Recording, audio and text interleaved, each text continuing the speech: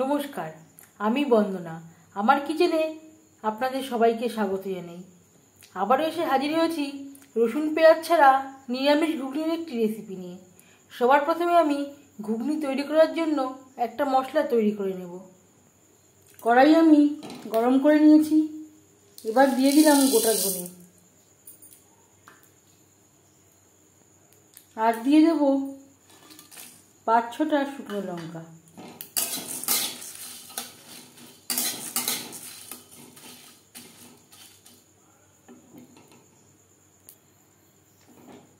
দু 3 মিনিট নাড়াচাড়া করে নেওয়ার পর দিয়ে দেব জিরে, গোলমরিচ। এখানে আমি 3 চামচ ধনে নিয়েছি, আর 2 চামচ নিয়েছি জিরে, আর নিয়েছি হাফ চামচেরও কম গোলমরিচ। এই সময় আমি গ্যাসের ফ্লেমটাকে লোতে রেখেছি। আর লাগছে গরম মশলা। এখানে রয়েছে এলাচ, দারচিনি, লং।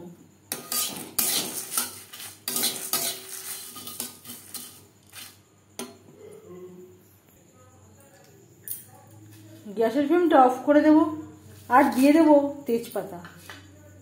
কড়াই যা গরম আছে তাতেই তেজপাতা বেশ ভালো করে ভাজা হয়ে যাবে।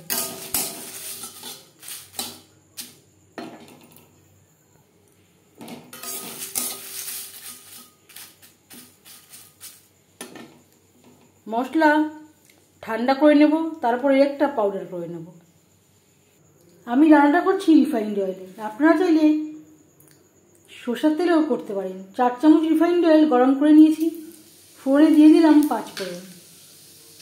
15-20 সেকেন্ড 5 ফোড়ন ভেজে নেওয়ার পর দিয়ে দেবো নারকেল কুচি।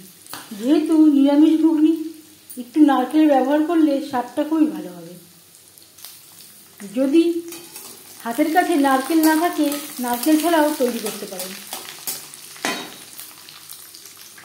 নারকেল ভাজা হয়ে গেছে। এবার দিয়ে দেবো টমেটোর পেস্ট।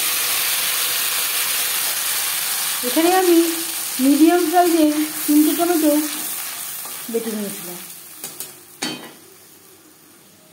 আর লাগছে আদা বাটা, কাঁচা লঙ্কা বাটা।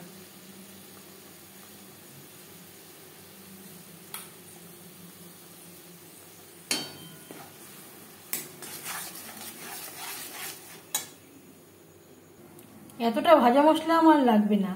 একটা এয়ার টাইট কন্টেনারে করে ভরে রাখলে 1 মাস পর্যন্ত ভালো থাকবে। আর লাগছে স্বাদ মতো লবণ, পরিমাণ মতো হলুদের গুঁড়ো। লবণ হলুদ মশলার সাথে বেশ ভালো করে মিক্সড করে দেবো।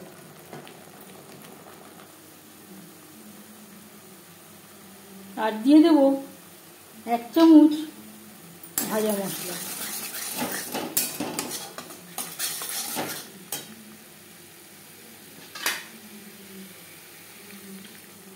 মশলা ধোয়া জল, যাতে পুরো মশলাটাই অ্যাড করতে পারি।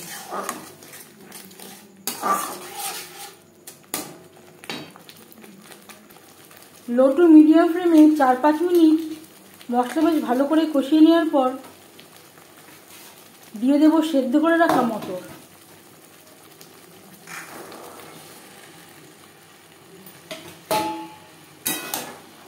মশলার সাথে মটর বেশ ভালো করে মিক্স করে দেব।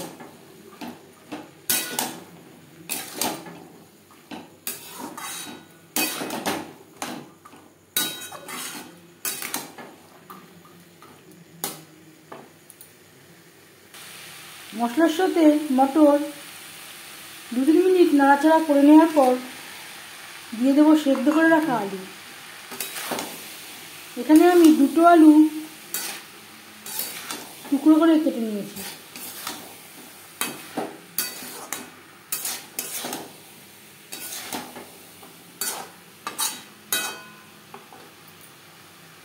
আলু আমার সেদ্ধ করা ছিল, তাই আমি পরে অ্যাড করলাম।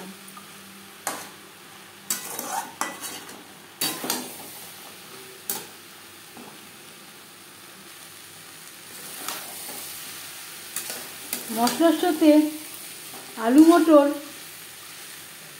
5-6 মিনিট নাড়াচাড়া করে নেওয়ার পর দিয়ে দেবো জল।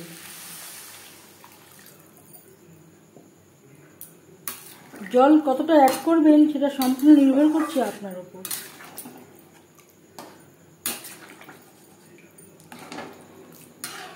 গ্রেভির সাথে আলু মটর 4-5 মিনিট রান্না করব। গ্রেভির সাথে 5-6 মিনিট আলু মটর রান্না করে নেওয়ার পর এবার যাচ্ছি ফাইনাল স্টেপে।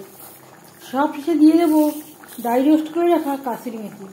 অবশ্যই একটু কাসুরি মেথির ব্যবহার করবেন, এতে খুব সুন্দর একটা স্মেল আসবে, যেহেতু আমি রসুন ভাজার ব্যবহার করিনি। আর দিয়ে দেব আরও 1/2 চামচ ভাজা মশলা।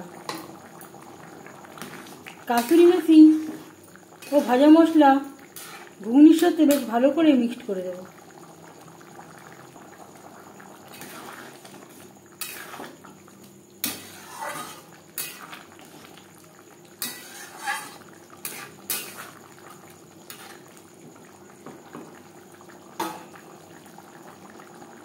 গ্যাসের ফ্লেমটা অফ করে দেব।